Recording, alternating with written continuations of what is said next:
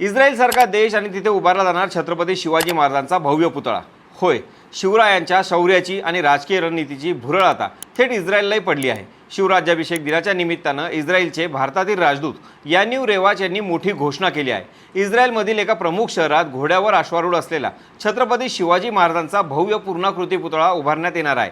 विशेष म्हणजे हा पुतळा उभारताना शिवरायांच्या इतिहासाला आणि वारशाला न्याय मिळावा यासाठी इस्रायलने थेट मुख्यमंत्री देवेंद्र फडणवीस यांच्याकडे सहकार्याची विनंती केली आहे।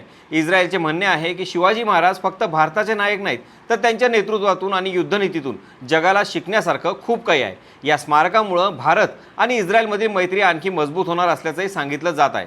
शिवरायांचा पुतळा इस्रायलमध्ये उभारला जाणार याबद्दल तुमची प्रतिक्रिया काय, कमेंटमध्ये नक्की सांगा। आणि अशाच महत्त्वाच्या अपडेटसाठी त्याचं काय महाराष्ट्राला इंस्टाग्रामला फॉलो करा, यूट्यूबला सबस्क्राईब करायला विसरू नका।